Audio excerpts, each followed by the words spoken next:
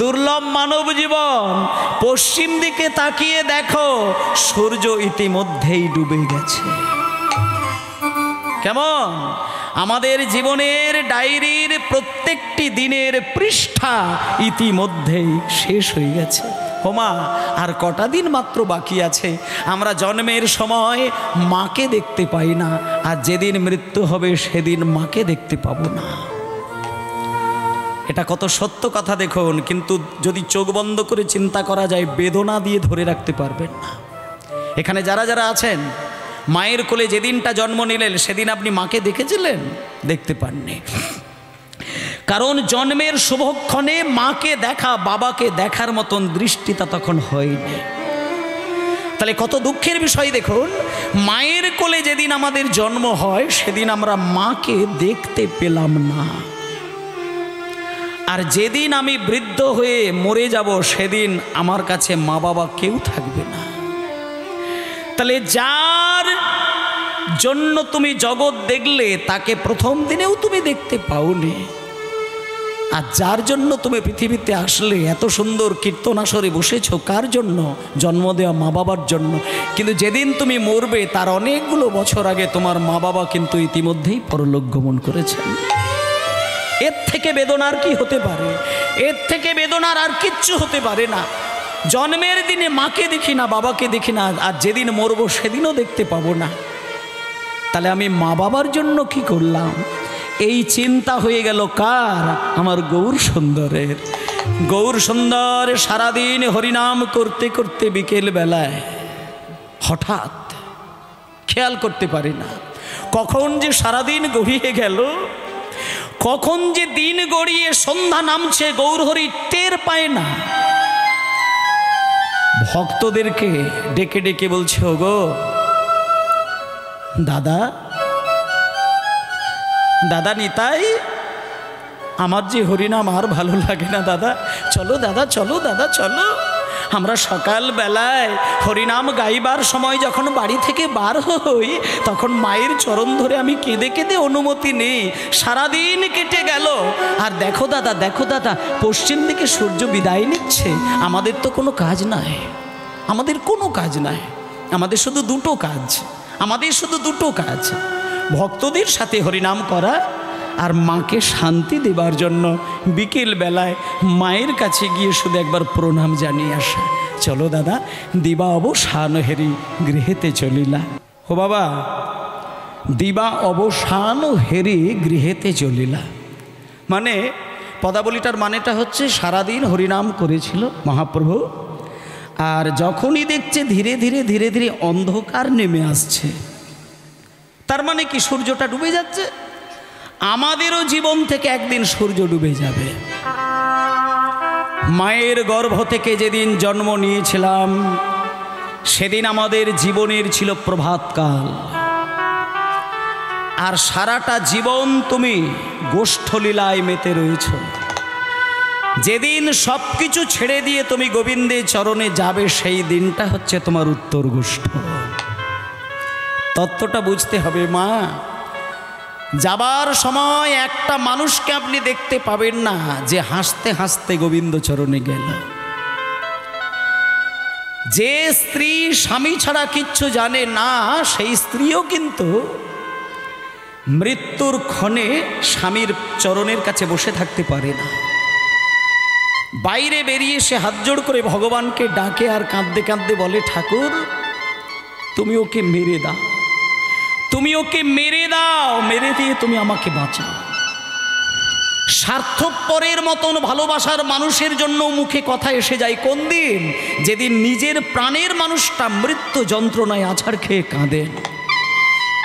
তাই ওমা শোনেন, সারা জীবন ভগবানের চরণে সেবা দেওয়ার মূল উদ্দেশ্য হচ্ছে গাড়ি বাড়ি তৈরি করে, ছেলেপুলেকে মানুষ করে, মেয়েকে ভালো ঘরে বিয়ে দিয়ে ভালো ভালো খাবার খেয়ে দিন কাটানোর জন্য নয়। হরিদাস ঠাকুর জগৎকে শিক্ষা দিয়েছেন যে সারাটা জীবন ধরে তুমি হরিনাম করবে তিনটে জিনিসের জন্য, তিনটে জিনিসের জন্য।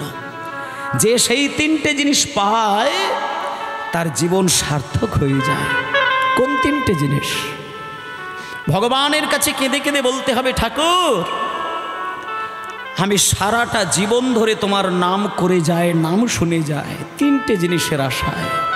প্রথম কথা হচ্ছে, আমি চোখের সামনে যত মানুষকে মরতে দেখি, কত ছটপট, কত জ্বালা, কত যন্ত্রণা, কত আছাড় কাছাড় খেয়ে মানুষ মৃত্যুবরণ করে।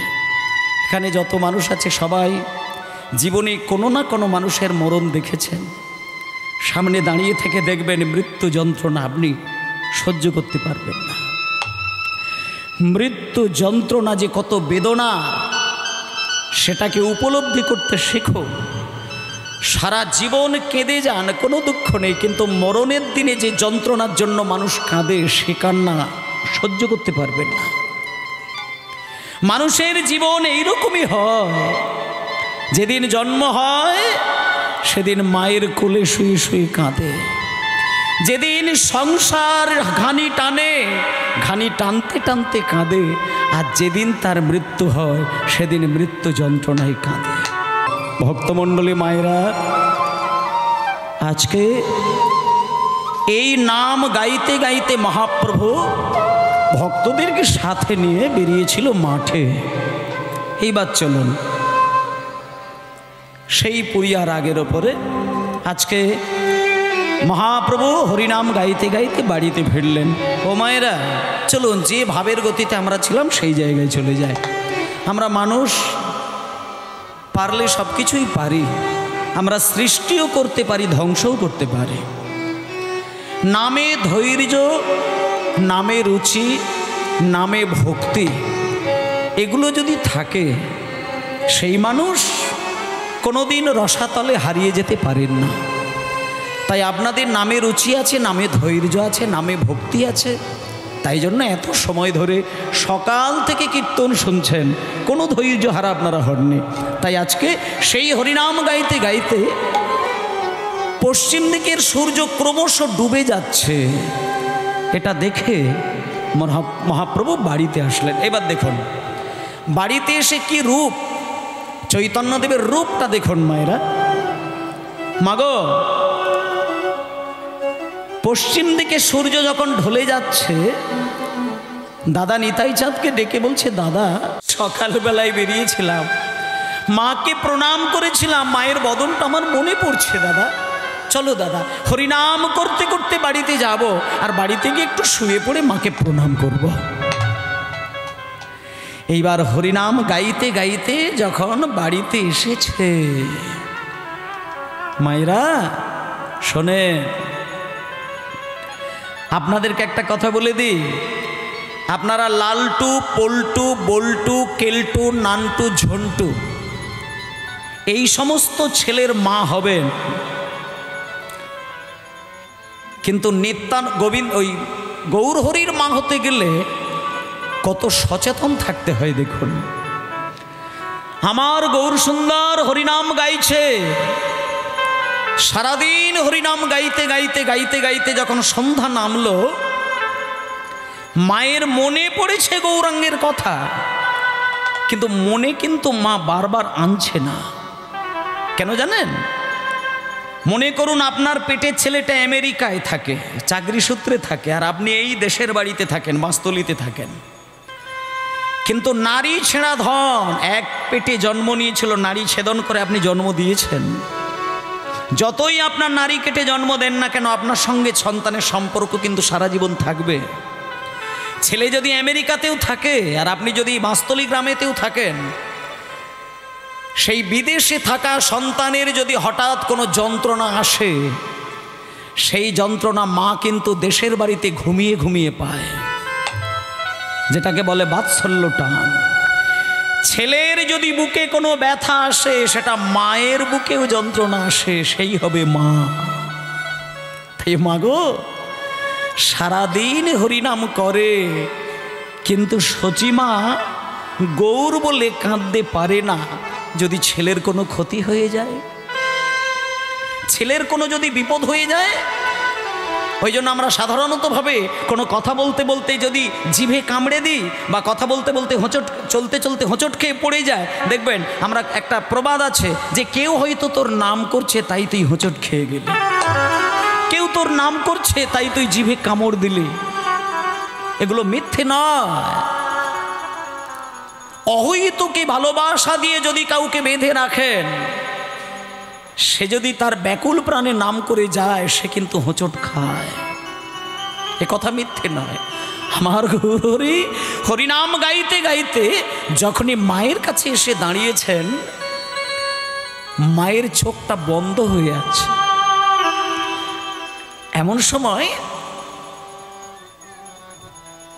যখনই ছুটে এসে গৌরহরি সচিমায়ের পায়ে পড়ল, সঙ্গে সঙ্গে নিমায়ের হাত দুটো ধরে মহাপ্রভুকে বুকে টেনে নিলেন। মহাপ্রভু বললেন, মা, ও মা, আমি এই যে সারাদিন হরিনাম করি, আমি তো কিচ্ছু চাই না মা। আবার আজকে এই সন্ধ্যাবেলায় এসে তোমার চরণ ধরে কাঁদছি, আমি কিচ্ছু চাই না। তুমি শুধু আমায় আশীর্বাদ করো যেন বদন ভরে হরিনাম করে প্রত্যেকটা মানুষের হৃদয়ের জ্বালা যন্ত্রণা আমি দূর করে দিতে পারি। এই দেখুন, মা সেই অবস্থাতেই আশীর্বাদ করে দিল, নিমাই, আমি তোকে আশীর্বাদ করলাম, আমি তোকে মা হয়ে আশীর্বাদ করলাম, তুই বদন ভরে হরিনাম করে জগতের প্রত্যেকটি মানুষের জ্বালা যন্ত্রণা তুই জুড়িয়ে দে। কিন্তু মায়েরা, আশীর্বাদটা করে দেওয়ার পরে এই দেখুন, কোনো মানুষের চোখে যদি জল ছলছল করে, জল যদি ভর্তি থাকে, তার সামনে যে মানুষটা থাকবে তাকে দেখা যাবে কিন্তু পরিষ্কার দেখা যাবে না। কিন্তু গৌর সুন্দর সামনে দাঁড়িয়ে রয়েছে, সচিমা গৌরের সঙ্গে কথা বলছে, কিন্তু এতক্ষণ গৌরহরিকে ভালো করে দেখেনি। যেই সচিমায়ের চোখের পাতাটা বন্ধ হয়ে গেছে, চোখ থেকে জলটা কেটে সরে গেছে, অমনি সচিমা দেখতে পেল আমার গৌরাঙ্গের সারা দেহ রয়েছে ধুলো মাখানো, ধুলো মাখানো। তাই জন্য বলছে, ধুলে ধূসরিত অঙ্গ গদ গদ ভাস। তাই গৌর হরিব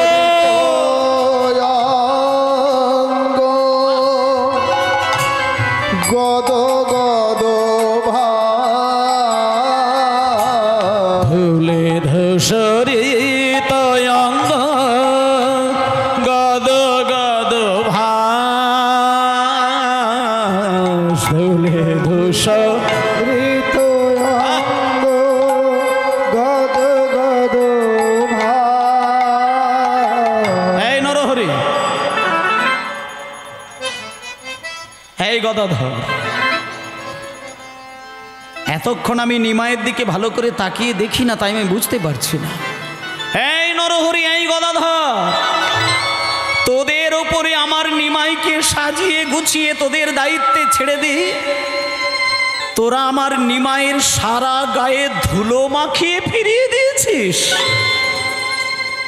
অভিমানিনী শচী দেবী বলে উঠলেন, আমি আর যেতে দেব না, আমি আর যেতে দেব না, আমি আর যেতে দেব না, আমি আর যেতে দেব। এবার ঘরে বসে নাম করবে, আর যেতে দেব না, বসে নাম করবে আর যেতে দেব। এবার ঘরে বসে নাম করবে, আর যেতে দেব না, ঘরে বসে নাম করবে আর যেতে দেব। অভিমানে শচী মাতা বলে, আর যেতে দেব না।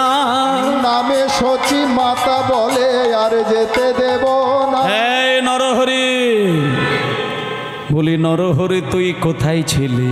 নরহরি তুই কোথায় ছিলি? নরহরি তুই কোথায় ছিলি? তোর হাতে হাতে সঁপে দিলাম নরহরি তুই কোথায় ছিলি? তোর হাতে হাতে সঁপে দিলাম নরহরি তুই কোথায়? তোর হাতে হাতে সঁপে দিলাম নরহরি তুই কোথায় ছিলি? নরহরি তুই কোথায় ছিলি? দাঁড়া মায়েরা, চোখে জল ভরা থাকলে এটা সত্য কথা যে পরিষ্কার দেখা যায় না, একটা ঝাপসা দেখা যায়। কিন্তু চোখের পাতাটা যখন পড়ে যায়, চোখ থেকে জলটা যখন কেটে যায়, তখন কিন্তু পরিষ্কার মানুষটাকে দেখা যায়। তা আজকে যখন সচিমা চোখ বন্ধ করেছে, চোখের জল সরে গেছে, অমনি দেখলো সারা নিমায়ের অঙ্গে রয়েছে ধুলো ভরা। হোমায়েরা, গৌর হরি, এই যে বাতাসা লুট হয়, বাতাসা তৈরি থাকে যখন, বাতাসা স্বচ্ছ থাকে, কিন্তু সেই বাতাসা যখন ধুলোই ছড়িয়ে দেয়, তখন বাতাসার মধ্যে ধুলো মিশে যায়। সেই ধুলো মেশানো বাতাসা ভক্তের কাছে ভক্তিরূপে দেখা দেয়। কেন? শোনেন, আজকে যখনই দেখছে নিমাইয়ের সারা গায়ে ধুলো মাখানো, নরহরি গদাধর এদেরকে মা আঙুল তুলে বলছে, এই নরহরি, কোথায় ছিলে তুই? নরহরি তখন না মা সারা গা ঠক ঠক ঠক ঠক করে কাঁপছে, মানে নরহরি থরথর করছে। নরহরি আসলে বলতে চাইছে, মাগো তোমার নিমাই না, আমরা কেউ ধুলো মাখাইনি মা। নিমায়ের পিঠে, নিমায়ের গায়ে, নিমায়ের মাথায়, নিমায়ের মুখে এই যে ধুলো মাখানো, এটা আমরা কেউ মাখিয়ে দিই না, এটা নিমাই নিজে ধুলো মেখেছে। মানে হ্যাঁ দাঁড়াও, নিমাই ধুলো মেখেছে মানে আমার নিমাই কি বাচ্চা ছেলে? ও কি কচি খোকা যে ধুলোই গড়াগড়ি দেবে? ভক্ত এক পাশ থেকে বলছে, সচিমা কি করে তোমাকে বোঝাবো, তোমার নিমাই এ যে সে নয়। নিমাইকে যে চিনতে পারবে সে আর কোনো ভগবানের চরণে ধূপধুনো দেবে না। শোনো মা, তোমার নিমাই হচ্ছেন স্বয়ং গোবিন্দ। যেমন এই যে আজকে আমার কীর্তন শুনবেন বলে এই মুহূর্তে আপনারা কি সুন্দর বসে রয়েছেন ধৈর্য ধরে, কিন্তু মায়েরা একদিনকে এইরকমই কৃষ্ণের ডাকে কোনো মানুষ নয়, কোনো দেবতা নয়, হাজার হাজার গ্রন্থ এসে জড়ো হয়েছিল। হাজার হাজার গ্রন্থ এসে লাইন দিয়ে বসে রয়েছে। গোবিন্দ গ্রন্থের দিকে তাকিয়ে একটা প্রশ্ন ছুড়ে দিলেন, হে গ্রন্থগণ, তোমরা একটু এই এতগুলো গ্রন্থের মধ্যে তোমরা কি আমার একটা প্রশ্নের উত্তর দিতে পারবে? আমার প্রশ্নের উত্তরটি হলো এটাই, আমি সারাটা জীবন ভগবান হতে শিখেছি, কিন্তু ভক্ত হতে আমি আজও পর্যন্ত পারলাম না। তাই এখানে যত যত গ্রন্থ রয়েছে, তোমরা কি কেউ বলতে পারো যে আমি কেমন করে ভগবান থেকে ভক্তের আসনে বসতে পারি? দেখুন বাবা, সামনে যত হাজার গ্রন্থ ছিল কেউ কিন্তু আর এই প্রশ্নের উত্তর দিল না। একেবারে পিছনে একটা গ্রন্থ ছিল, সে হাত তুলে দিলেন। এবার যেই হাত তুলেছে, কৃষ্ণ দূর থেকে বললেন, কে তুমি? উঠে দাঁড়াও।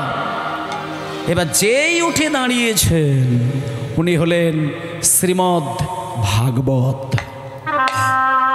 দেখুন এইখানটা আপনারা বুঝে যান, ভাগবত কিন্তু পারে ভগবানের মুখে মুখে তর্ক করতে। ভাগবতের এমন ক্ষমতা রয়েছে, ভাগবত পারে কৃষ্ণের সাথে তর্ক করতে। ভাগবত দূর থেকে বললেন যে, হে কৃষ্ণচন্দ্র, আপনি যদি আমাকে অভয় দেন তাহলে আপনাকে আমি এক্ষুনি বলতে পারি আপনি কেমন করে ভগবান থেকে ভক্ত হবেন। তখন কৃষ্ণ বললেন, ঠিক আছে, আমি তোমাকে অভয় দিলাম, তুমি বলো কেমন করে ভক্ত হতে পারি। তখন ভাগবত বলছেন যে, ঠাকুর, ভক্ত আপনি হতে পারেন, কিন্তু আমি স্পষ্ট কথা বলি, কষ্ট পাই না। ভক্ত যদি আপনাকে হতে হয় তাহলে আমার আইন মেনে চলতে হবে। আমার আইন ভারতবর্ষের আইনের সঙ্গে মিলবে না। আমার আইন হলো ভক্তি জগতের আইন। ভারতের আইন আর ভক্তি জগতের আইন এক হবে না। ভারতবর্ষের সংবিধানে সংরক্ষণ বলে একটা জিনিস আছে, কিন্তু ভক্তি জগতে সংরক্ষণ বলে কিছু নেই। ভারতের সংবিধানে একজনের পেটে বিদ্যে নেই, ক লিখতে কলম ভাঙে, কিন্তু একজন মন্ত্রী হয়ে যেতে পারে। কি করে হবে? তার যদি ভোটের জোর থাকে। ক লিখতে কলম ভাঙবে তবুও সে মন্ত্রী হবে, তার ভোটের জোর থাকলেই হয়ে যায়। একজন ক লিখতে কলম ভাঙে কিন্তু বড় অফিসার হতে পারে, কিসের জোরে? তার যদি টাকার জোর থাকে। কিন্তু মায়েরা, এটা ভারতের সংবিধানে আছে, ভক্তি জগতের সংবিধানে ওটা নেই। ভক্তি জগতের সংবিধানে একটাই নিয়ম, রাজার জন্যে যে আইন, আর ওই রাস্তার ভিখারির জন্যেও সেই আইন। এবার এই কথাটা যখন বললেন, কৃষ্ণের একটু সন্দেহ বাঁধলো, কিন্তু জিজ্ঞেস করে নিলেন যে আচ্ছা ঠিক আছে, তোমার আইনটা তাহলে তুমি ক্লিয়ার করে বলো, পরিষ্কার করে বলো। তখন এইবার ভাগবত বলছেন, ঠাকুর, ভক্ত যদি আপনাকে হতেই হয় তাহলে আপনি কিছু মনে করবেন না, যেখানে ভক্তের চরণ ধুলা পড়ে থাকবে সেইখানে আপনাকে গড়াগড়ি দিতে হবে। নিতাই গৌর প্রেমানন্দে হরি বল। মানে ভক্তের চরণ ধুলো যদি তুমি গায়ের মধ্যে একবার বুলিয়ে নিতে পারো তবেই তুমি ভক্ত হতে পারবে, নচেত তুমি ভক্ত হতে পারবে না। এবার আমি এখানে যত মায়েরা রয়েছে তাদেরকে একটা প্রশ্ন করব। কৃষ্ণ আজকে ভক্ত হবার জন্য এই বাঁশতলির হরিবাসরে এসেছেন, মনে করুন এসেছেন, আর উনি আপনাদের কাছে হাত জোড় করে বললেন যে এখানে কে আমাকে চরণ ধুলো দেবে বাবা, যদি দিতে চাও বলো, আমি ছুটে গিয়ে তার চরণ ধুলো নেব। এবার কৃষ্ণ যদি চরণ ধুলো আপনাদেরকে চায়, বলুন আপনারা কে চরণ ধুলো দেবেন? কে চরণ ধুলো দেবেন? একটু হাত তুলুন তো দেখি। ভগবানকে আপনার পায়ের ধুলো দেবেন, কে দেবেন? শোনেন, এটা দিতে হবে না, ভাবলেও নরকে ঠাঁই হবে না। আপনি যদি এটা শুধু ভেবেছেন যে আমার পায়ের ধুলো কৃষ্ণকে দেব, আপনি নরকেও ঠাঁই পাবেন না। আর কৃষ্ণ ভগবান হয়ে এটাও চাইবে না যে আমি ভক্ত হতে গিয়ে আমারই এক ভক্তকে নরকগামী করে দিই। তাহলে খুঁজে খুঁজে এই পৃথিবীর মধ্যে এমন একজন ভক্তকে বার করার দরকার, যে ভক্তের চরণধুলো সারা অঙ্গেও যদি কৃষ্ণ বুলিয়ে নেয়, সেই ভক্ত নরকে যাবে না, আর কৃষ্ণও ভক্ত হয়ে যাবে। খুঁজে খুঁজে খুঁজে খুঁজে বিশ্ব ব্রহ্মাণ্ডের মধ্যে একজন ভক্ত পাওয়া গেল। তিনি কে? তিনি আর কেউ নয়, তিনি হলেন গোবিন্দেরই বামঙ্গ সম্ভূতা রাধারানী। রাধারানী যেহেতু ভক্ত শিরোমণি, তাই তার চরণধুলো গায়ে মাগলে কৃষ্ণ ভক্ত হয়ে যাবে। আর রাধারানী যেহেতু কৃষ্ণের অংশ থেকে জন্ম, তাই রাধারানীর চরণধুলো গায়ে মাগলে রাধারানী কোনোদিন নরকে যাবে না। তাই মান লীলার ছলনা করে কৃষ্ণ আমার রাধারানীর চরণধুলো গায়ে মাগলেন। এবার মায়েরা বলুন তো, রাধার চরণধুলো কৃষ্ণ গায়ে বুলিয়ে শুধু কি ভক্ত হয়েছিল? না, আরও এক্সট্রা অনেকগুলো কাজ হয়েছিল, মানে অতিরিক্ত কিছু লাভ হয়েছিল। সেগুলো কি? এক নম্বর হলো, রাধার চরণধুলো গায়ে মেখে কৃষ্ণ ভগবান থেকে ভক্ত হয়ে গেল, এটা প্রথম। দ্বিতীয় হলো, কৃষ্ণ ছিল কালো আর গৌর হরি হলো আমার সোনার বর্ণ। কৃষ্ণ বৃন্দাবনে পড়াশোনা জানত না, আর গৌর হরি হলেন নবদ্বীপের পণ্ডিতের শিরোমণি। কৃষ্ণ ছিল বাঁকা আর আমার গৌরাঙ্গ হলো সোজা। তাহলে একজন ভক্তের পায়ের ধুলো বুলিয়ে যদি এত লাভ হয়, তাই গৌর হরি কলিযুগে জন্ম নিয়ে যেখানেই ভক্তের চরণ ধুলো দেখেন গৌর হরি সেইখানেই গড়াগড়ি দিয়ে দেয়। কাউকে জানতে দেন না যে আমি কৃষ্ণ, সেখানেই গড়াগড়ি দেয়। তাই আজকে নরহরি বলছে, মা কেউ তোমাকে ধুলো দেয়নি, আজকে তোমার নেমায় নিজে ধুলো মেখেছে। সবাই বলুন, মধুময় শ্রীধাম বৃন্দাবন ধাম কি, মধুময় শ্রীধাম বৃন্দাবন ধাম কি, মধুময় শ্রীধাম বৃন্দাবন ধাম কি। একটুখানি নজরুল ইসলামের গানের মধ্য দিয়ে আমরা বৃন্দাবনে প্রবেশ করলাম। মানে ভগবান কৃষ্ণ দেবকীর গর্ভে জন্ম নিয়েছিল, ছোট্ট বালক, একেবারে শিশু পুত্র।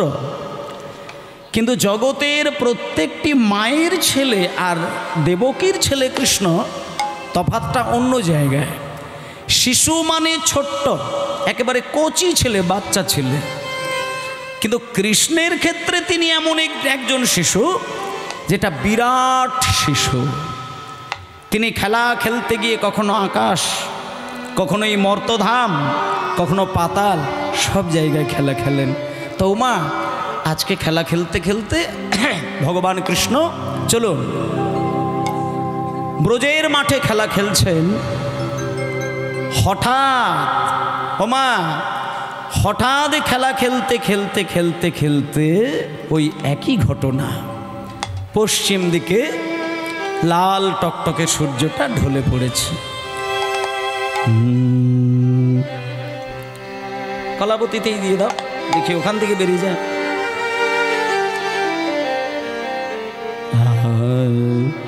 পালে জড় কর শ্রীরাম,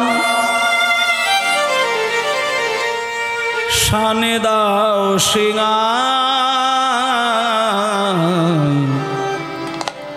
পালে জড় কর শ্রীরাম, শানে দাও সিংহার, পালে জড় করো শ্রীরাম, শান দাও সিংহার, সগনে বিষম খায় নাম করে মা, সগনে বিষম বাহ! নাম করে মা, আর সগনে সঘনে বিষম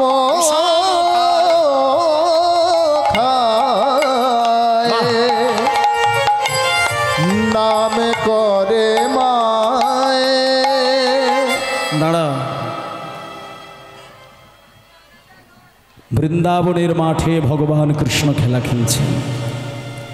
হঠাৎ খেলা খেলতে খেলতে পশ্চিম দিকে, আজকে এই মুহূর্তে মায়েরা আমি গাইছি উত্তর গোষ্ঠ, তারপরে হবে রূপ, তারপরে রাস, আপনারা শুনবেন। একটুখানি বলি, রাস বানানটাই হচ্ছে রয় আকার দন্তস্ব রাস। আর ওই আকারের গুরুত্বটা যেদিন বুঝবেন সেদিন বুঝবেন ভক্ত আপনি কাকে বলে।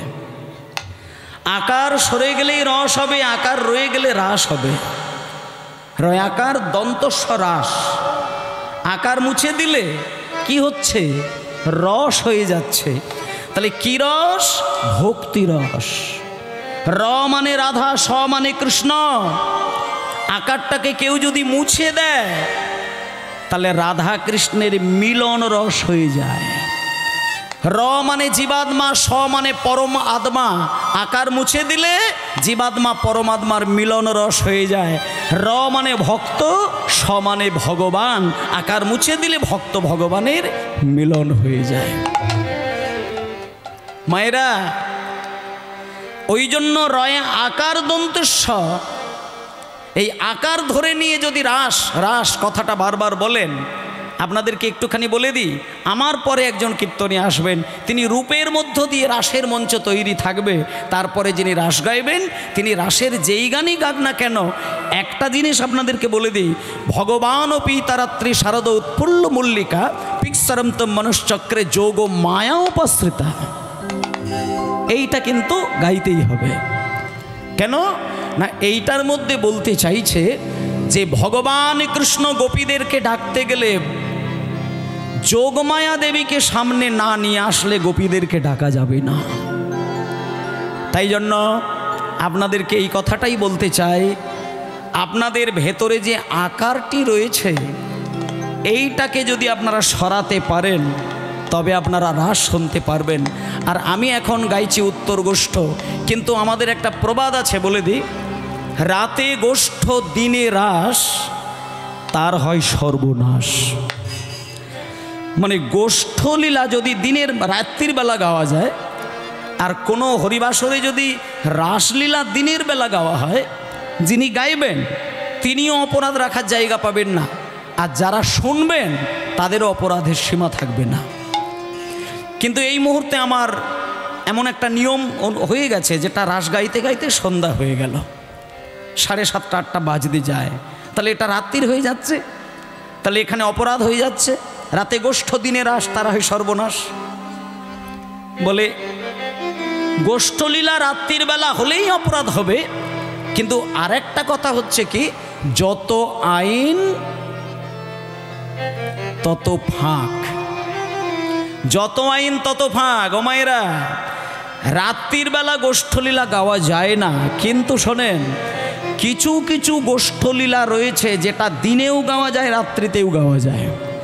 যেমন খোয়ার গোষ্ঠ দিনে গাওয়া যায়, রাত্রেও গাওয়া যায়। আর ফেরত গোষ্ঠ দিনে গাওয়া যায়, রাত্রিতে গাওয়া যায়। খোয়ার গোষ্ঠ কাকে বলে? যে গোষ্ঠলীলায় গোবিন্দের গরু বাছুরগুলো রাধারানীর শ্বশুর বাড়ির ধানের ক্ষেতের মধ্যে প্রবেশ করে গিয়েছিল, আর রাধারানীর শ্বশুর বাড়ির লোকজন ওই গরুগুলোকে খোয়ারে দিয়ে এসেছিলেন। আগেকার দিনে মায়েরা জানেন, খোয়ার বলে একটা শব্দ ছিল, খোয়ার। গরু ছাগল যদি কারো ধান খেতে ঢুকে যায়, খোয়ারে জমা দিয়ে আসেন, আর যার গরু তাকে গিয়ে খড় থেকে ছাড়িয়ে আনতে হয়। তা কৃষ্ণের গরু রাধারানীর শ্বশুর বাড়ির ধানের খেতে ঢুকে গিয়ে ধান তজনজ করে দিয়েছিল বলে শ্বশুর বাড়ির লোক খোয়ারে দিয়ে এসেছিলেন, আর তার ফলে কৃষ্ণ ওই গরুগুলো খুঁজতে খুঁজতে খোয়ার থেকে ছাড়িয়ে আনতে কৃষ্ণের একটু দেরি হয়ে গিয়েছিল। তাই এই খোয়ার গোষ্ঠটা দিনের বেলাও গাওয়া যেতে পারে, রাত্রির বেলা গাওয়া যেতে পারে। আর আমি যে লীলাটা গাইছি উত্তর গোষ্ঠ, এটা দিনেও গাওয়া যায়, মানে বিকেলবেলা, আবার রাত্রিতেও গাওয়া যায়। কেন গাওয়া যায়? এই লীলাটার শেষের দিকে গিয়ে বুঝতে পারবেন কেন রাত্রিতে গাওয়া যেতে পারে। রাত্রির 10টা বেজে গেলেও উত্তর গোষ্ঠ গাওয়া যায়, তার কারণটি একটু পরেই জানতে পারবেন। শুনুন, আজকে যখন কৃষ্ণ শ্রীদাম সুদাম দাম বসুদামদের সঙ্গে গলায় জড়িয়ে ধরে খেলা খেলছে, হঠাৎ কৃষ্ণ বিষম খেয়ে গেলেন, বিষম খেলেন। এবার যেই বিষম খেয়েছে, তখন শ্রীদাম সুদাম ছুটে এসে বলছে, কি কানাই, এই কানাই, কানাই, আরে কোনোদিন তো খেলা খেলতে খেলতে তোর এরকম জোরে বিষম লাগে না, আজকে তুই হঠাৎ আমাদের সঙ্গে খেলা খেলতে খেলতে তুই বিষম খেলি কেন? তখন বিষম খাবো না, ও কলাবতীতে বিষম খাবো না। শোন, বিষম খাওয়ার কারণ হচ্ছে, দেখ ভালো করে তাকিয়ে দেখ, বেলি অবসান হলো কহি যে তোমারে, বেলি অবসান হলো কহি যে তোমারে, অবসান হলো কহি যে তোমারে, ময়না দেখিয়া প্রাণ প্রাণ যেন কাঁদে, মায়না দেখিয়া প্রাণ যেন কাঁদে। বলো রামদাস কহে শুনি কানাইয়ের বল, সবাই বলুন হরি বল। রামদাস কহে শুনি কানাইয়ের বল, আর সকল রাখাল মাঝে করে উতর, আর সকল রাখাল মাঝে পড়ল উতর, সকল রাখাল মাঝে পড়ল উতর, সকল রাখাল মাঝে পড়ল উতর। এই শ্রীদাম, আচ্ছা রিভাবটা কম, ব্যাখ্যার সময় রিভাবটা কম। এই শ্রীদাম, আজকে আমি কোনোদিন মাঠে খেলতে খেলতে বিষম খাইনি, আজকে আমি সজোরে বিষম খেলাম। কেন জানিস? বেলাটা অতিরিক্ত হয়ে গেছে বলে আমি পরিষ্কার বুঝতে পেরেছি ঘর থেকে নিশ্চয়ই আমার মা আমার নাম করেছে। কারণ আমার মা যশোদা দেবী, আমি যতটুকু জানি, আমার যশোদা মা যদি আমার ঘরে বসে একবার নাম করে আমি বিষম খেয়ে যাই। তখন শ্রীদাম সদাম বলছে, এই কানাই, তোর মা একবার নাম করেছে তাই তুই বিষম খেয়ে গেলি, আর আমরা 24 ঘন্টা তোর নাম করি, বিষম খাওয়া তো দূরের কথা, তুই তো আমাদের নামই শুনতে পাস না। তা সেই জন্য মায়েরা, ডাকার মতো যদি কৃষ্ণকে আপনি ডাকতে পারেন, আমি আপনাদেরকে একটা কথা বলি মা, প্রত্যেকের বাড়িতে মন্দির আছে, সেটা হতে পারে 10 লাখ টাকা দিয়ে তৈরি, হতে পারে 1 লাখ টাকা দিয়ে তৈরি। কত টাকা দিয়ে মন্দির তৈরি করেছেন সেটার সঙ্গে ভগবানের যাতায়াতটা কিন্তু নির্ভর করে না। বা যদি কোনো বাড়িতে মন্দির নাও থাকে, তাতে করে কি ভগবানের চরণ পড়েনি?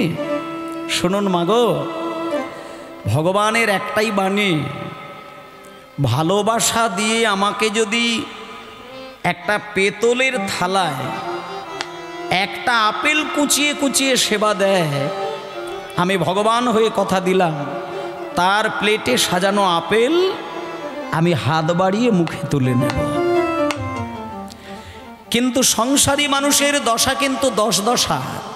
মায়েরা, আমরা এখানে কেউ রাজা জমিদারের ছেলে নয়, সামান্য সাধারণ বাড়ির ছেলে মেয়ে আমরা।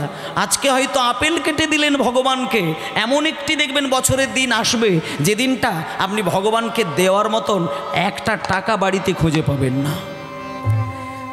বাড়িতে কোথাও টাকা নেই, সেই ক্ষেত্রে ভগবানকে কি দেবেন? তখন ভগবান বলছে, হে ভক্ত, আমার কাছে যদি আপেল টুকরো না দিতে পেরে, কোনো কিছুই না দিতে পেরে, অন্তত পক্ষে বনের ভেতর থেকে একটা ফুল তুলে নিয়ে এসে আমার প্লেটে সাজিয়ে দাও, আমি কথা দিলাম ফুল দিতে গিয়ে যদি অন্তরে ভক্তি থাকে, আমি নিবেদন করা ফুলও কিন্তু মুখে তুলে দেই। আর ফুলটুকুও যদি দিতে না পারো, শুধু একটা পাতা দিয়ে আমার চরণে যদি বলতে পারো, ঠাকুর আজ আমি তোমাকে কিছুই দিতে পারছি না, শুধু আমি 2টো তুলসী পাতা দিয়ে তোমার চরণ সেবা করলাম, কথা দিলাম, আমি তখন ভক্তের কাছে শিশুপুত্রের ন্যায় হাত বাড়িয়ে সেই পাতা পর্যন্ত চিবিয়ে চিবিয়ে খাই।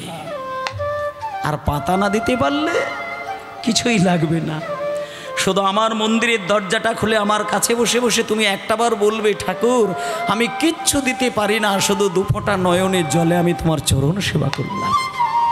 আমি কথা দিলাম আমি বিশ্ব ব্রহ্মাণ্ডের মালিক হয়েও সেই ভক্তের কাছে চিরকালের জন্য নিজেকে বিক্রি করে দিই। তাই সেই ভগবান নিজেকে বিক্রি করে দেন কার কাছে? যার অবিরল অশ্রুধারায় জিভে কৃষ্ণ নাম চলে। সেই ভক্ত যদি ভগবানকে ডাকে, ভগবান বিষম খেয়ে যায়। আজকে শ্রীদাম সুদাম দাম বসুদাম সবার মাঝখান থেকে কৃষ্ণ বাড়ি ফিরছেন। শোনেন ওমা, কীর্তন আসন হচ্ছে আমাদের রাজা পরীক্ষিতের আসন। এই আসন বিশেষ কিছু প্রয়োজন ছাড়া ত্যাগ করা নাম অপরাধের মধ্যেই পড়ে। তাই আপনারা অবশ্যই এই উত্তরগোষ্ঠ লীলার শেষ পর্যায়টা একটু আস্বাদন করবেন। ভগবান কৃষ্ণ আজকে বাড়ি ফিরছেন কেমন করে? ভক্তদেরকে সঙ্গে নিয়ে। শ্রীদাম সুদাম দাম বসুদাম সবার মাঝখানে দাঁড়িয়ে থেকে কৃষ্ণ যখন বলছে যে আমরা বাড়ি যাব, এবার বাড়ি যাবার কথা উঠলে তো প্রত্যেকেরই আনন্দ হয়। আজকে যখনই বাড়ি যাবার কথা উঠেছে তখন এবার শ্রীরাম সুদাম বলছে, একানাই বাড়ি যদি যেতে হয় তাহলে বাঁশি কিন্তু আমরা বাজাবো না, কারণ তুই হচ্ছিস এ জগতে একজন নাম করা চোর, আর চোরের ভাষা চোরে বোঝে। তুইও চোর, তোর গরুগুলোও চোর, তাই তোর বাঁশিতে চোরাসুর বাজে, আর ওই চোরাসুর গরুদের কানে যায়, তখন ওই গরুগুলো ফিরে আসে। তাই এই কানাই কানাই ফিরা রে, কানাই ফিরা রে, চড়া ধেনু কানাই ফিরা রে কানাই হরি হরি কানাই ফিরা রে চোরা ধেনু কানাই ফিরা রে কানাই ফিরা রে কানাই ফিরা রে তো চড়া ধেনু কানাই ফিরা রে কানাই ফিরা রে কানাই ফিরা রে চোরা ধেনু কানাই ফিরা রে তুই চড়া তোর ধেনু চড়া ফিরা রে আমি পারবো না কানাই ফিরাতে তুই চোরা তোর ধেনু চোরা ফিরা রে তুই চোরা তোর ধেনু চোরা ফিরা রে তুই চড়া তোর ধেনু চড়া ফিরা রে আমি পারবো না কানাই ফিরাতে তুই চড়া তোর ধেনু চড়া ফিরা রে আমি পারবো না কানাই ফিরাতে ফিরা রে কানাই ফিরা রে চোরা ধেনু কানাই ফিরা কানাই ফিরা রে কানাই ফিরা রে তোর চড়া ধেনু কানাই ফিরা রে কানাই ফিরা রে কানাই ফিরা রে চোরা ধেনু কানাই ফিরা রে দাঁড়া মায়েরা শ্রীদাম সুদাম দাম বসুদাম যখন বলছে আমরা কিন্তু বাঁশি বাজাবো না, চোরের ভাষা চোরে বোঝে, তুই হচ্ছিস চোর তোর গরুগুলোও চোর। তখন এইবার শ্রীদাম বলছে তুই বাঁশি বাজা তবে তো তোর গরু ফিরবে। তখন কৃষ্ণ বলছে আমি বাঁশি বাজাবো? বলছে হ্যাঁ বাঁশি বাজা। তা মায়েরা ভগবান কৃষ্ণের হাতে বাঁশি থাকে না বংশী থাকে না মুরলি থাকে? এই জায়গাটা একটু বোঝার বিষয়। ভগবানের হাতে বাঁশি না বংশী না মুরলি? শোনেন, তিনটেই ভগবানের কাছে থাকে। কখনো কখনো তিনি মুরলি বাজায়, কখনো বাঁশি বাজায়, কখনো বংশী বাজায়। বলে তাহলে মুরলি আর বাঁশি আর বংশী কি আলাদা? বলে আলাদা। শোনেন, 12 আঙুল লম্বা 9টি ছিদ্রযুক্ত বাঁশি তাকে বলা হচ্ছে বংশী। 17 আঙুল লম্বা 8টি ছিদ্রযুক্ত বাঁশি তাকে বলা হচ্ছে বেনু। আর 2 হাত লম্বা 4টি ছিদ্রযুক্ত বাঁশি তাকে বলা হচ্ছে মুরলি। আর এই যে বাঁশিটা এ আর কেউ নয়, এ দেবী সরস্বতী বাঁশি রূপ ধারণ করে কৃষ্ণের হাতে বসে আছেন। কেন বসে আছে? কারণ সরস্বতীর একটা মনের আক্ষেপ ছিল যে আমি রাধারানীর সঙ্গে কৃষ্ণের প্রেম দেখেছি। রাধারানীকে কৃষ্ণ কোলে করে নিয়ে কথা বলেন, আর কৃষ্ণ রাধারানীর অধরামৃত পান করিয়ে দেয়, রাধারানী কৃষ্ণের অধরামৃত পান করেন। তাই একদিন সরস্বতী চিন্তা করলেন যে আমিও একটা মুহূর্তের জন্য কৃষ্ণের অধর অমৃত পান করব। দাঁড়াও, অধর অমৃত মানে ঠোঁট, অধর মানে ঠোঁট, আর অমৃত মানে হচ্ছে চুম্বন। রাধারানী কৃষ্ণের অধরামৃত পান করেন, এটা সরস্বতী জানেন। সরস্বতী একদিন স্থির চিন্তা করে নিয়েছেন যে আমি একদিন কৃষ্ণকে কেঁদে কেঁদে বলবো আমাকে একটা মুহূর্তের জন্য যেন তার অধরামৃত পান করায়। এই চিন্তা করে রাধারানী একদিনকে হঠাৎ সরস্বতী মায়েরা, সরস্বতী একদিন কৃষ্ণের নাম গাইতে গাইতে 10,000 বছর ধরে এক আসনে বসে ভগবান কৃষ্ণের নাম ধরে ধরে কাঁদতে লাগলেন।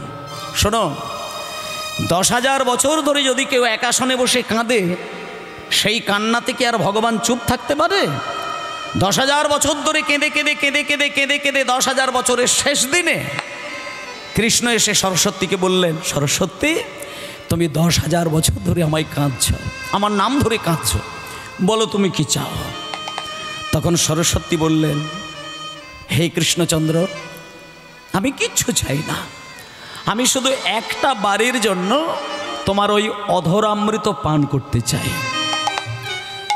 তখন কৃষ্ণ বললেন, সরস্বতী তোমাকে যদি আমি অধরামৃত পান করায় রাধারানী বুকে ব্যথা পেয়ে আছাড় খেয়ে কাঁদবে।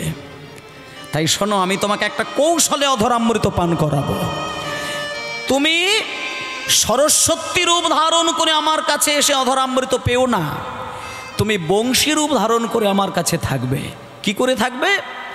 বৃহস্পতি যজ্ঞ করবে, সেই যজ্ঞের মাঝখান থেকে একটা বাঁশ উঠবে, যে বাঁশের 25টা পর্ব হবে, সেই 25 পর্ব বাঁশ থেকে 9 পর্ব দিয়ে বিষ্ণুর ধনুক হয়েছিল, 7 পর্ব দিয়ে শিবের ধনুক, 5 পর্ব দিয়ে রামের ধনুক, আর 3 পর্ব দিয়ে অর্জুনের ধনুক। তাহলে এইবার মায়েরা বলুন তো, 25 পর্ব বাঁশ থেকে 9 পর্ব দিয়ে বিষ্ণুর, 7 পর্ব দিয়ে শিবের, 5 পর্ব দিয়ে রামের, আর 3 পর্ব দিয়ে অর্জুনের, তাহলে আর কটা পর্ব বাকি থাকে? 9, 7, 5, 3 মাইনাস হয়ে গেল, বাকি থাকলো একটি পর্ব। সেটাকে 3 টুকরো করেছিলেন কৃষ্ণ। 3 টুকরো করে 3টের নাম দিয়েছিল, একটার নাম বেনু, একটার নাম বংশী, আর একটার নাম মুরলী। এবার এই যে বাঁশি রূপ ধারণ, বংশী রূপ ধারণ, কৃষ্ণ বললেন যখন তোমার ইচ্ছে হবে তুমি তোমার ভাবাবেগ আমাকে ছুঁড়ে দেবে, আর আমি তোমাকে ধরে নিয়ে বাঁশি সুরে বাজাবো। লোকে জানবে তুমি বাঁশি, আমি জানবো তুমি দেবী সরস্বতী। তাই সেই বাঁশি আজকে বাজিয়ে দিলেন। কেমন সুরে? ও বাঁশি রে,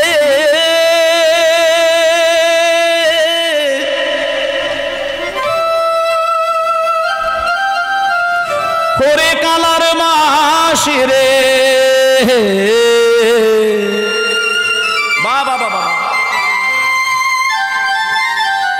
আর বেজো না, আর বেজো না, ওরে কালার বাঁশি। সবাই উলুধ্বনি, উলুধ্বনি, হরি হরি বল। মায়েরা একটু উলুধ্বনি দেবে, হরি বল।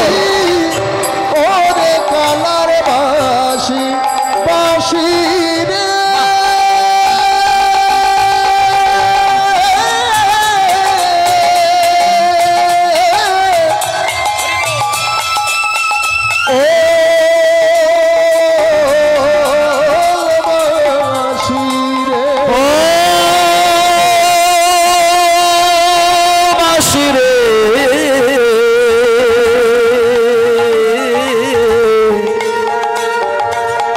ওরে কালার বাঁশি রে,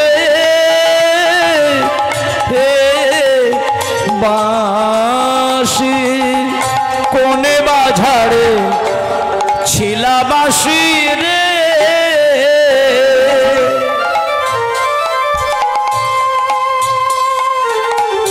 কোন বাঝারে ছিলা বাঁশি রে,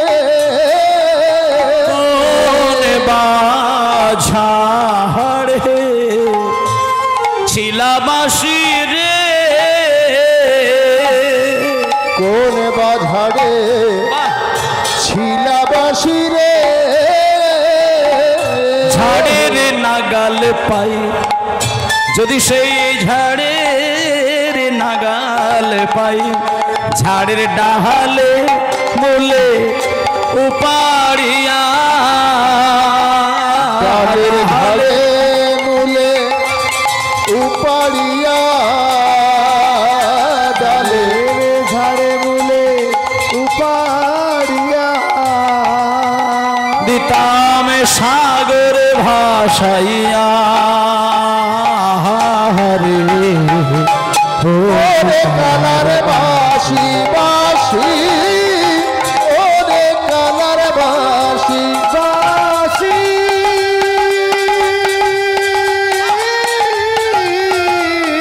হরে ওরে কালার বাঁশি, বাঁশি রে,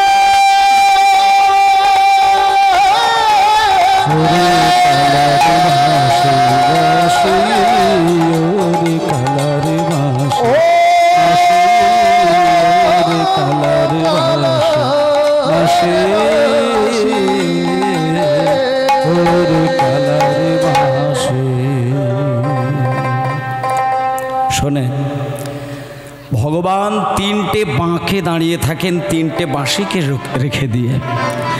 ভগবানের তিনটে বাঁশি থাকার কারণ হচ্ছে ত্রিভুবনকে রক্ষা করার জন্য। ওমা, একটা বাঁশি তিনি বাজায় স্বর্গকে শান্ত রাখবে বলে, আর একটা বাঁশি তিনি বাজায় মর্তকে শান্ত রাখবে বলে, আর একটা বাঁশি ডাকে পাতালকে শান্ত রাখবে বলে। এবার সকলের নাম ধরে যখন বাঁশি বাজিয়ে উঠল, তখন শ্রীদাম, সুদাম, দাম, বসুদাম, সুবল, মহাবল যত যত বন্ধু ছিল আর 9 লক্ষ গরু ছিল, সবাই এক জায়গায় চলে এলো। শোনেন এইবার, 9 লক্ষ ধেনু আর 24 জন বন্ধু ওই বাঁশির ডাকে একত্রিত হয়েছে। এই মুহূর্তে দেখুন, রাত্রির বেলা গোষ্ঠলীলা কেন গাওয়া হয় এইটা বলছি। বাঁশির ডাকে যখন সবাই এক জায়গায় সমবেত হয়েছে, এবার কৃষ্ণ এক এক করে বলছেন, এই শ্রীদাম, তোর গরু তুই পেয়েছিস? হ্যাঁ সুবল, তোর গরু পেয়েছিস? সবাই বলছে, হ্যাঁ কানাই, আমরা আমাদের গরু বুঝে পেয়ে গেছি। এবার দাদা বলাইকে বলছে, দাদা তোমার গরু পেয়েছো? দাদা দাদা বলাই বলছে, আমিও গরু পেয়ে গেছি। মানে সবার গরু সবাই বুঝে পেয়েছে। কিন্তু কৃষ্ণ কিন্তু সেই দিনকে একটা গরুকে কিন্তু খুঁজে পায়নি। সেই গরুটা কে? সেটা আর কেউ নয়, যার নাম হলো মঙ্গলী। মঙ্গলী নামক একটা ছোট্ট কোলের বাছুরি। এই আস্তায় বাচ্চারা কথা বলছে, এই বাবা কথা নয়, ছোট্ট বাছুরি। সেই দিনকেই তার জন্ম হয়েছিল। গোবিন্দ সেদিন বাছুরিটাকে হাঁটিয়ে হাঁটিয়ে নয়, কোলে করে নিয়ে গেছিলেন। কোলে করে মাঠে নিয়ে গিয়ে একটা কদম গাছের তলায় দাঁড় করিয়ে দিয়ে বাছুরিটার কানে কানে কৃষ্ণ বলেছিল, ওরে বাছুরি, এই যে কদম গাছের তলায় তোকে বসিয়ে রেখে দিয়ে যাচ্ছে, তুই কদম গাছের তলা ছেড়ে বাইরে যেন কোথাও যাবি না। শিবরঞ্জনীর আগে যা, বাইরে যেন কোথাও যাবি না।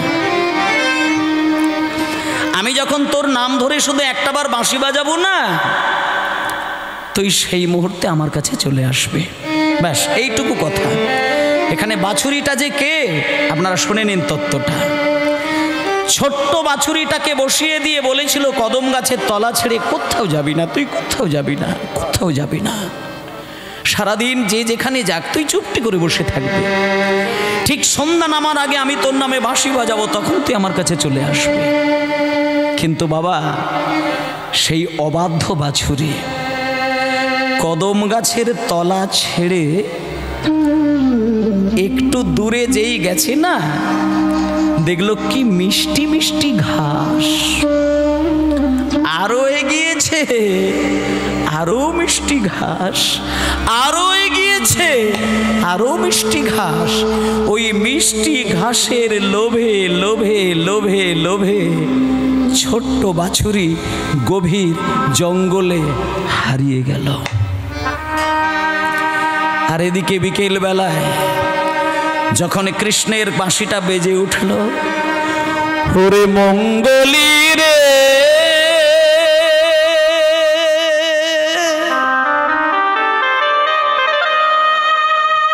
ওরে মঙ্গলী রে, গৌরে প্রেমানন্দে হরি বল।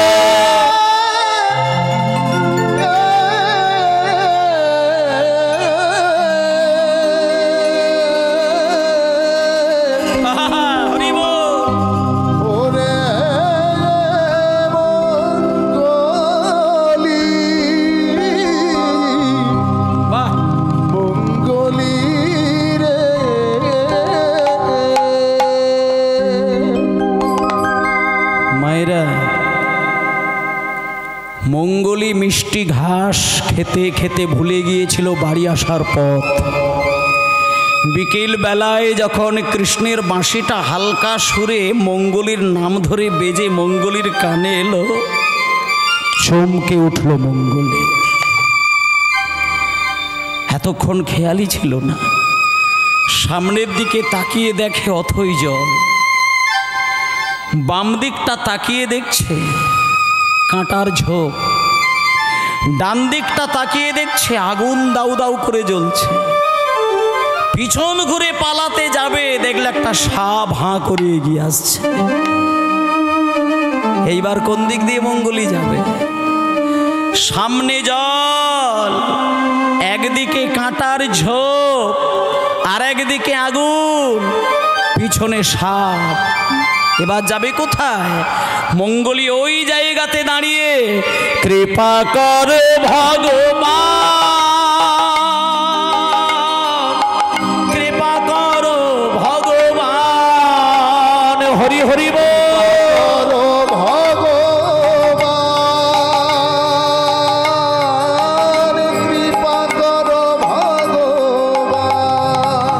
কৃপা কর ভগবান, কৃপা কর ভগবান, কৃপা কর ভগবান, কৃপা কর ভগবান। সংসার কাননে হারায়ে গিয়েছি, সংসার কাননে হারায়ে গিয়েছি, সংসার কাননে হারায়ে গিয়েছি, সংসার কাননে হারায়ে গিয়েছি। করমরে পরিত্রাণ, কৃপা কর ভগবান, ভগবান, কৃপা কর ভগবান,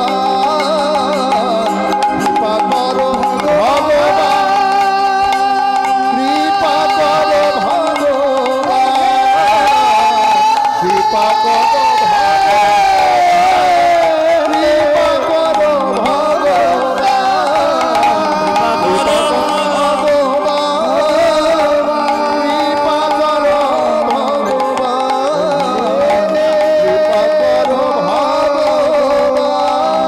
কৃপা কর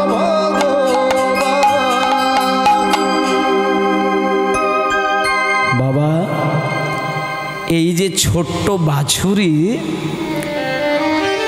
এটা আর কেউ নয়। এই মুহূর্তে যে বাছুরিটার কথা বলা হচ্ছে সেটা আমরা প্রত্যেকেই, সবাই। গোবিন্দ আমাদেরকে ভক্তিরূপী কদম গাছের তলায় বসিয়ে রেখে দিয়ে বলে গিয়েছিল কানে কানে, ওরে এই ভক্তিরূপী কদম গাছের তলা ছেড়ে কোনো দিন কোথাও যেন যাবি না, তুই নিশ্চিন্তে সংসারে থাক, আর কদম গাছের ছায়ায় বসে থাক, ভক্তির ছায়ায়।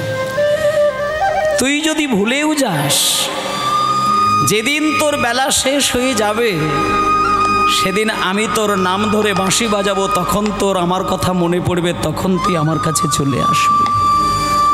কিন্তু মা, আমরা এখানে বলুন, মায়ের গর্ভে মাথা নত করে দুটো পা উপরের দিকে রেখে শঙ্খ চক্র গদা পদ্মধারী নারায়ণকে কিন্তু কথা দিয়েছিলাম যে জন্মগ্রহণ করার পরে আমার এই দেহ, আমার মন, আমার প্রাণ সব কিছু তোমার চরণে নিবেদন করব। কিন্তু আমরা এই যে বাছুরিটা মিষ্টি ঘাস খেতে খেতে গভীর জঙ্গলে হারিয়ে গেল, এই মিষ্টি ঘাস কি?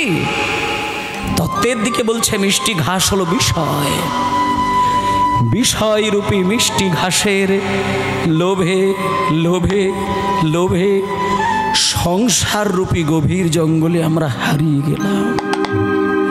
সামনে জল, ওই জলটা হলো কামনা, একদিকে আগুন ত্রিতাপ জ্বালা, আর একদিকে কাঁটার ঝোপ, ওটা হলো আমাদের 5 রকমের অহংকার, জাতি, বিদ্যা, মহত্ব, রূপ আর যৌবন।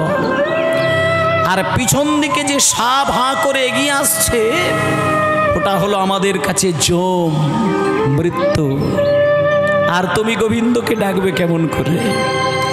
কিন্তু মায়েরা শোনেন, সামনে জল, একদিকে অহংকার, একদিকে ত্রিতাপ জ্বালা, একদিকে সাপ। গোবিন্দ আমার বাঁশির ডাকে মঙ্গলীকে ডাকলো, কিন্তু মঙ্গলীর কোনো সাড়া পেল না। মঙ্গলীর সাড়া পেল না বলে গোবিন্দ এবার নিজে বাঁশি রেখে দিয়ে ডাকতে ডাকতে কাঁদতে কাঁদতে ছুটে গেলে, হরে মঙ্গলি রে মঙ্গলি রে, তাই গৌর হরি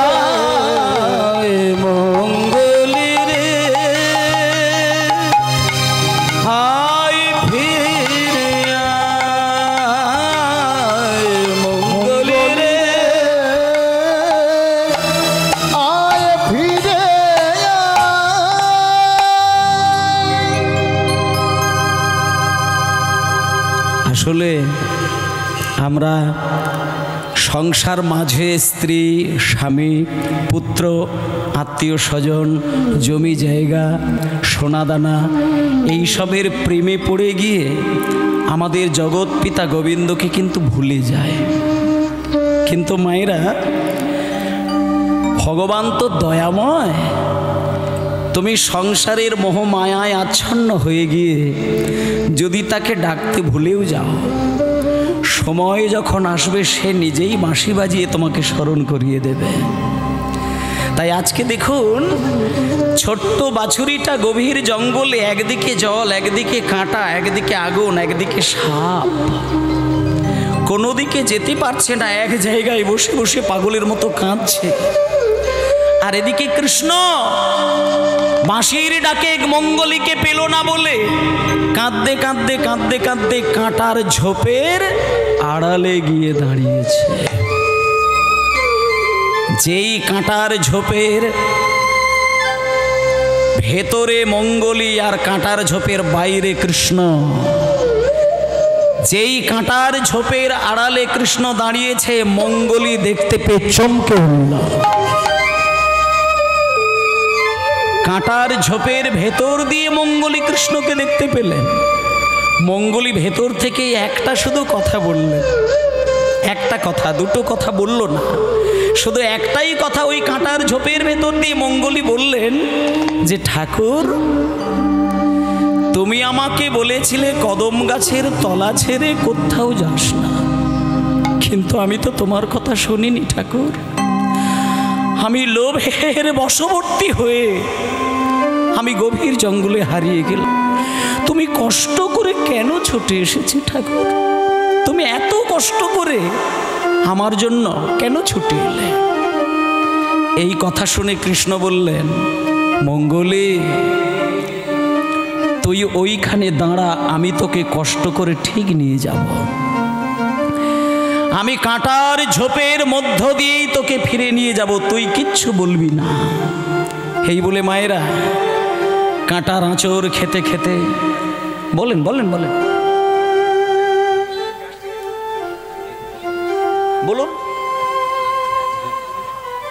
আচ্ছা ঠিক আছে, জয় নিতাই। এত দরবার থাকলে হয় বাবা, মুশকিল। নিতাই গৌর প্রেমানন্দে হরিবোল হরিবোল হরিবোল, জয় নিতাই। কমিটির বাবারা মায়েরা আপনাদের কাছে যাবেন ভিক্ষার জন্য, আপনারা যে যেটা পারবেন দিয়ে দেবেন। কীর্তন তো একটা সূত্রে চলে, বারবার ব্যাঘাত ঘটালে আঘাত লাগে। কিন্তু এসেছি বাবা টাকা নিয়ে, দায়িত্ব পালন করতে হবে, যা বলবে তাই শুনতে হবে, কিছু করার নেই। কিন্তু সব জিনিসের নিয়ম আছে, নিয়মটা থেকে ভেঙে গেলে বুকে ব্যথা লাগে, আর কিছু নয়। আমি গাইছি, আমার কোনো অসুবিধে নেই, আপনারা শুনছেন, আমার মনে হয় আমার থেকে আপনাদের ব্যথা বেশি লাগছে। এতে করে শ্রবণ আর কীর্তন দুটোতেই ছন্দপতন ঘটে, কিন্তু উনি বলছেন শুনতে হবে।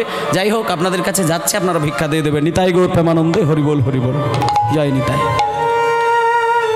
এইবার ভেতরে মঙ্গলী আর বাইরে কৃষ্ণ, মাঝখানে হচ্ছে কাঁটার ঝোপ।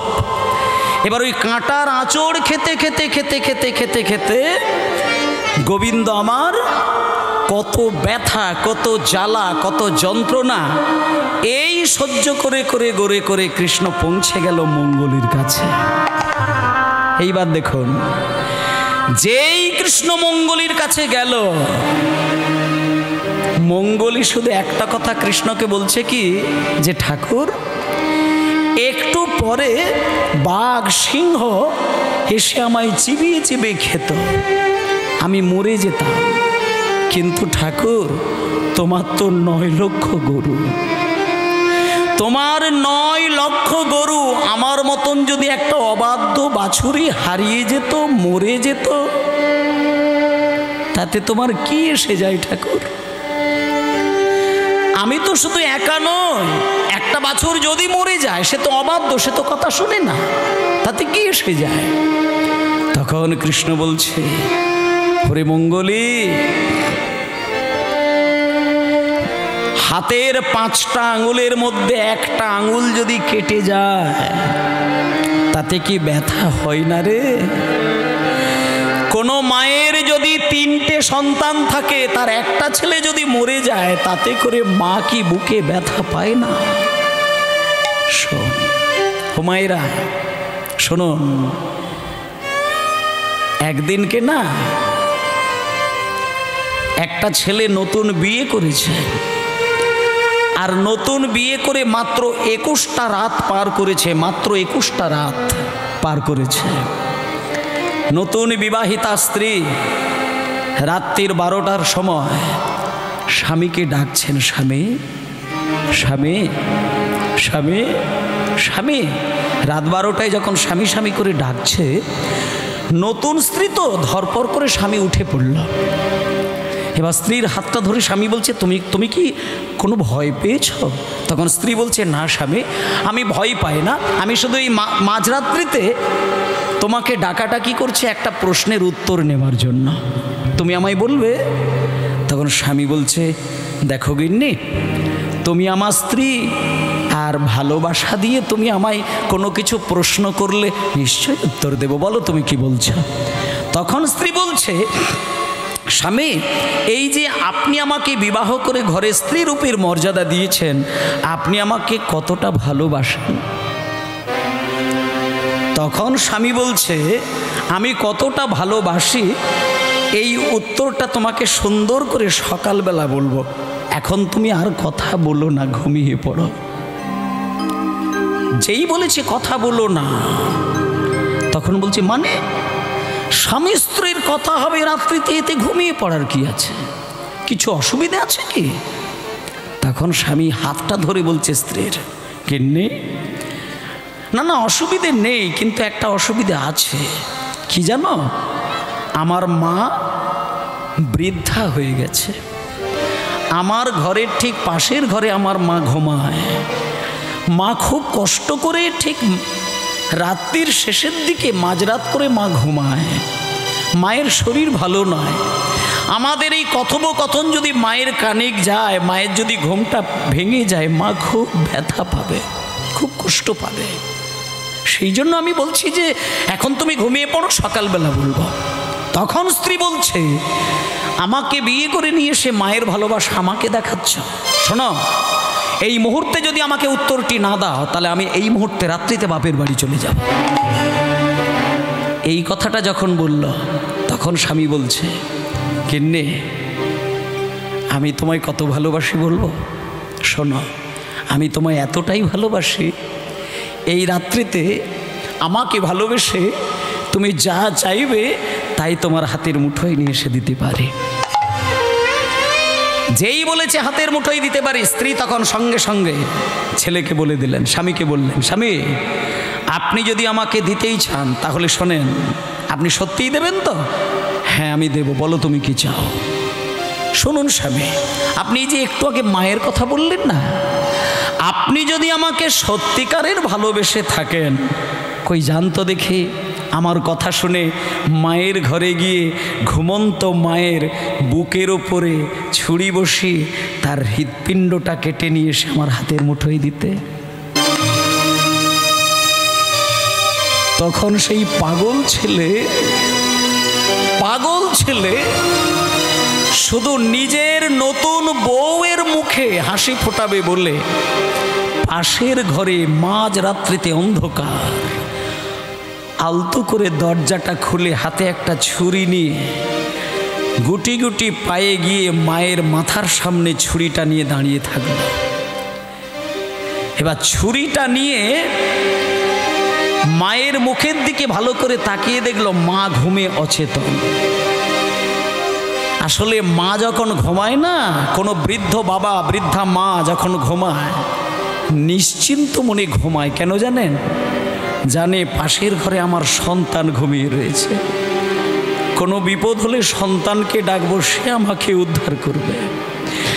কিন্তু ঘুমে অচেতন মা স্ত্রীর মুখে হাসি ফোটাবে বলে ওই স্বামী ঘুমন্ত মায়ের বুকের উপরে ছুরি বসিয়ে দিলেন।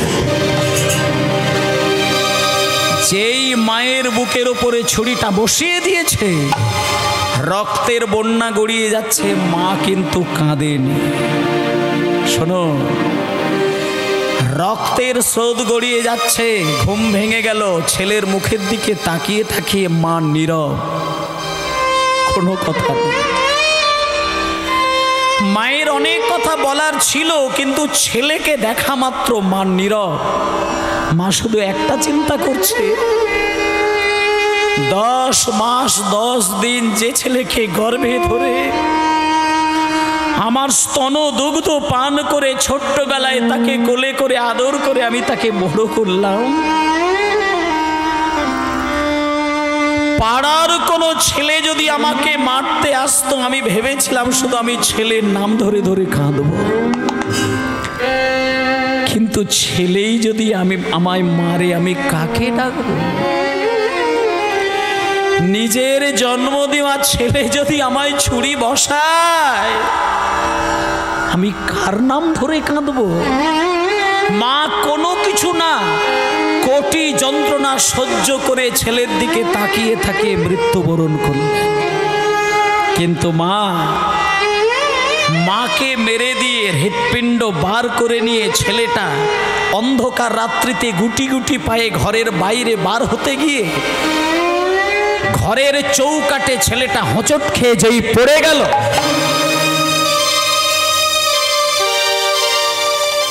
হৃৎপিণ্ডের ভেতর থেকে একটা কথা বেরিয়ে এলো, খোকা তোর লাগেনি তো?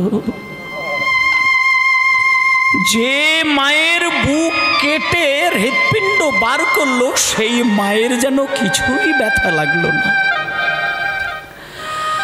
আর ছেলে শুধু হোঁচট খেয়ে পড়ে গেল বলে মায়ের বুকে ব্যথা লেগে গেল।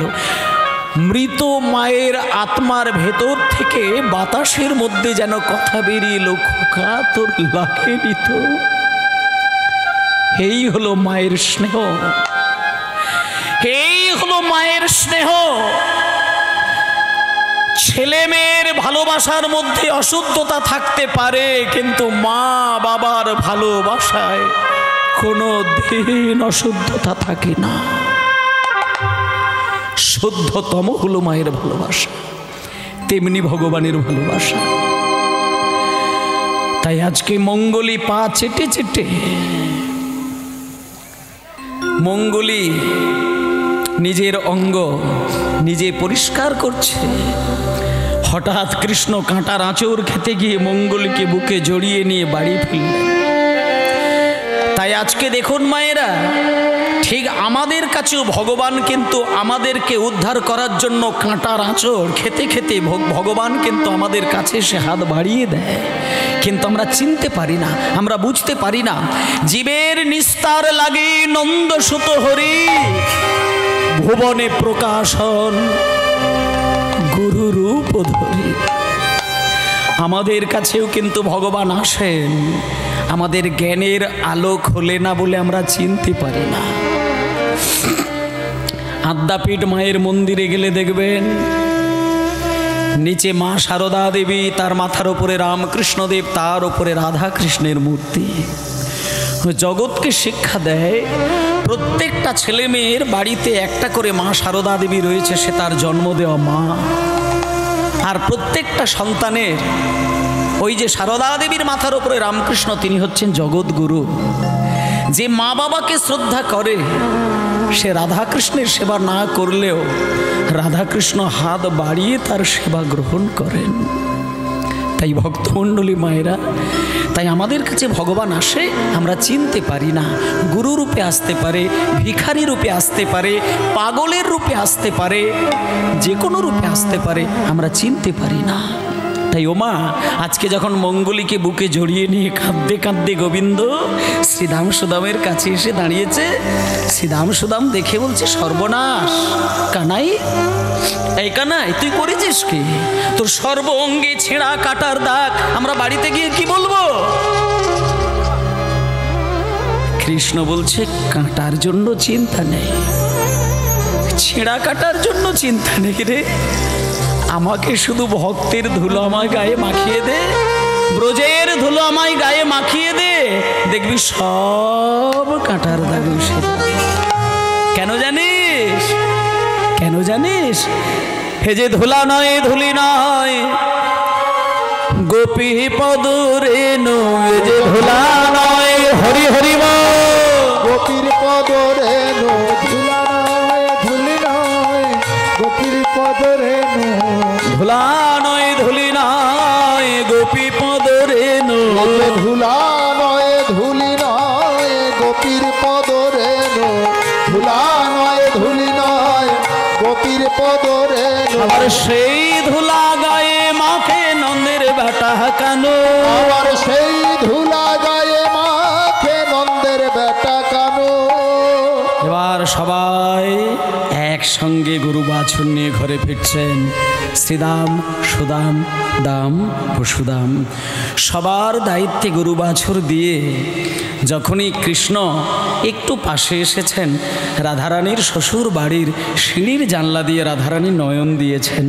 নয়নে নয়নে প্রাণ গোবিন্দকে আহ্বান করলেন এবং সেই নয়ন মাঝে দর্শন দিয়ে রাধার সঙ্গে কৃষ্ণের মিলন ঘটালেন। আবার সেইখান থেকে ফিরে রাধারানীকে দেখা দিয়ে কৃষ্ণ সখাদের সঙ্গে আবার চললেন। কিবা বনাশয়ে আবত নন্দ দুলালি রে, নন্দ দুলালি রে, বনাশয়ে আবত নন্দ দুলালি রে, নন্দ দুলালি রে, গোধূলি ধূসর শ্যাম কলে বর, গোধূলি ধূসর শ্যাম কলে বর, আরে আজান লম্বিত বনমাল রে, আজান লম্বিত বনমাল রে, ও গোয়া জানুল প্রীত বনমাল রে, আজানুল প্রীত বনমাল। তারায় অপলোকে ছেয়ে রইল, অপলোকে ছেয়ে রইল, কতদিন দেখে নাই গো, অপলোকে ছেয়ে রইল, কতদিন দেখে নাই গো, অপলোকে ছেয়ে রইল। সবার সঙ্গে দেখা করার পরে শেষে কৃষ্ণ যখন বাড়িতে আসলেন, সঙ্গে সঙ্গে কৃষ্ণের মা যারা ছিলেন তারা কৃষ্ণকে, এইবার মায়েরা आरती करे नंदरानी बालक मुख हेरी।